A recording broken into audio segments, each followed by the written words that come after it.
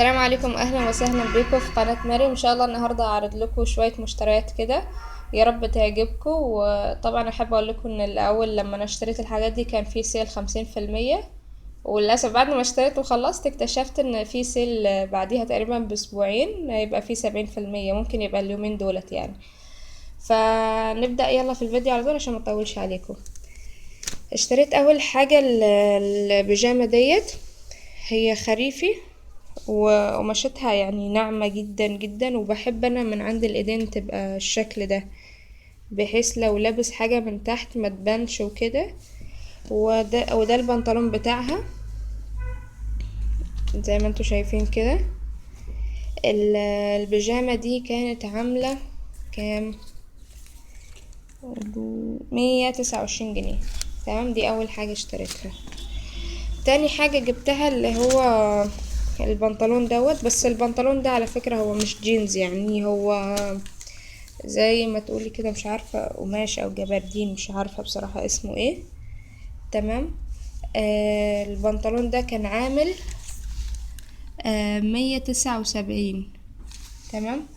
كان عليه القميص، جبت يعني القميص ده عليه، قلت بحيث انه يبقوا لايقين على بعض. تمام. على فكرة القميص هو شكله عادي جدا، بس في اللبس تحفة يعني. القميص ده كان عامل 99 جنيه. جبت يعني قميص تاني برضو، بحيث ان هو على فكرة هو قماشته يعني ناعمة جدا، ونفس الوقت خفيف قوي، مش تقيل خالص. وجبت القميص ده برضو تاني. يعني حاولوا تجيبوا كذا شكل على اللي هو يعني تليق على البنطلون، لو هو مثلا مش جينز المعتاد يعني. فجبت دوت عليه رسمة صغنطوطة كده بطريق، وادي شكله. تمام. هنا من على عند الايد بالشكل ده. ده كان عامل كام؟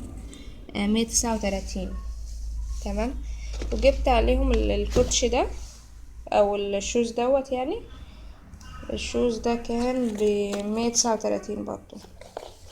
تمام. على فكرة برضو تحسي شكله مش يعني انا لما شفته بصراحة ما حسيتهوش قوي بصراحة، لكن لما في اللبس يعني شيك جدا جدا يعني.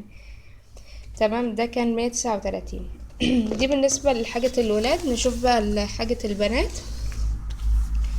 بصراحة حاجة البنات يعني جميلة جدا، مغرية يعني. ده كان زي تيشيرت يعني، هو ناعم جدا وخفيف. على فكرة ده لو بنوتك يعني مثلا صغنطوطة خالص ممكن تلبسوه لها كأنه فستان وعليه كولون مثلا، او لو هي كبيرة شوية ورفيعة تلبسوه لها وعليه مثلا بنطلون ستريتش، اي لون من الالوانات الحلوة دي. هنا ده كان سعره كام؟ ده كان 49.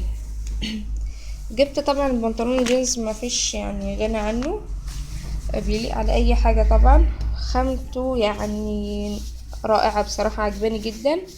وشكل كمان شيك على فكرة، يعني تحسي ان هو مرسوم شوية. ده كان بكام؟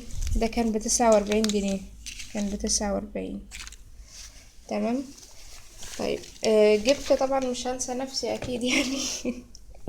جبت البوت ده، هو بصراحة يعني هو هاف بوت وكده، بس عجبني ومش عارفة انا حسيت شوية شكله رجالي، بس لما لبسته حسيت ان هو شيك يعني. انتوا ما تنسوش يعني تقولوا لي رأيكم في الكومنت تحت، يعني قولوا لي حلو ولا اروح ارجعه يعني. آه دي كانت اخر مشترياتي. يا رب ان شاء الله تعجبكم، وان شاء الله يا رب لو في اي حاجة عايزين تسألوني فيها اكتبوها لي تحت في الكومنت. الى ان القاكم في فيديو جديد، مع السلامة، السلام عليكم.